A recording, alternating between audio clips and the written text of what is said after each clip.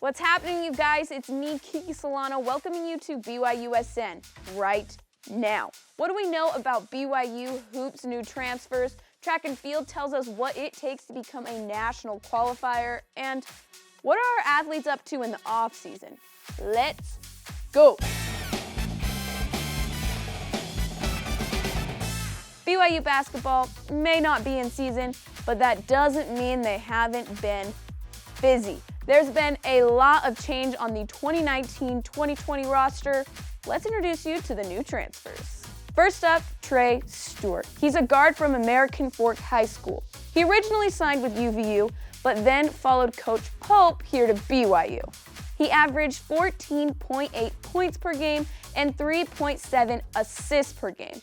He'll serve a mission trip for the Church of Jesus Christ of Latter-day Saints, so we'll see him in 2 years on the 2021-2022 roster.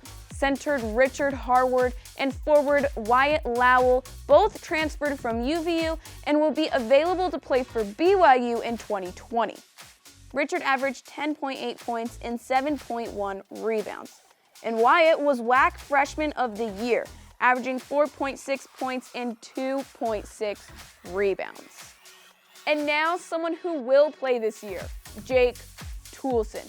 Jake played at BYU before transferring to UVU, and now he's back. He was WAC Player of the Year and received honorable mention All-American. He led the Wolverines with 15.7 points. Plus, he shot 53.7% from the field, 44.8% from three, and 85.1% from the free throw line. So we're more than happy to have him back.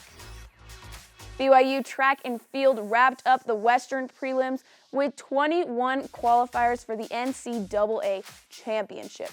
Erica Burke-Jarvis broke her 5th school record with a 9:42.54 in the steeplechase.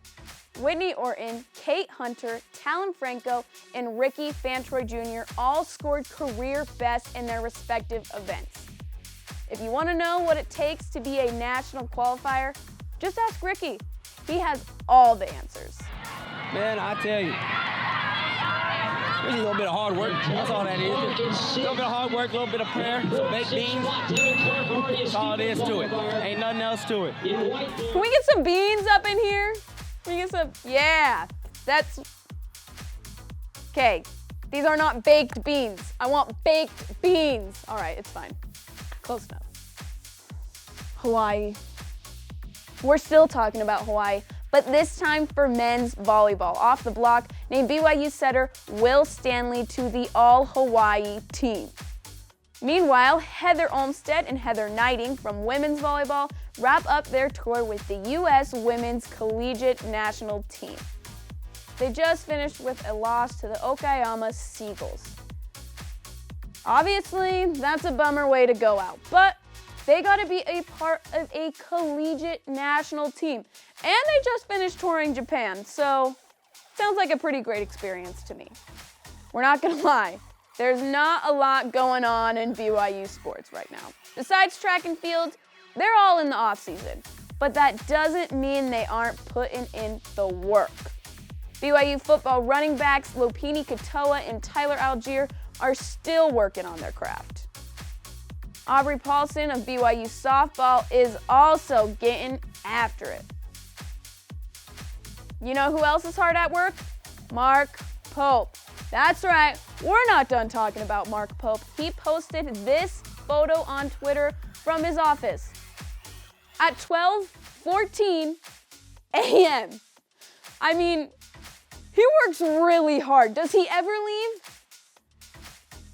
Seriously, has anyone seen him outside the Annex lately? Anyone seen him outside the Annex?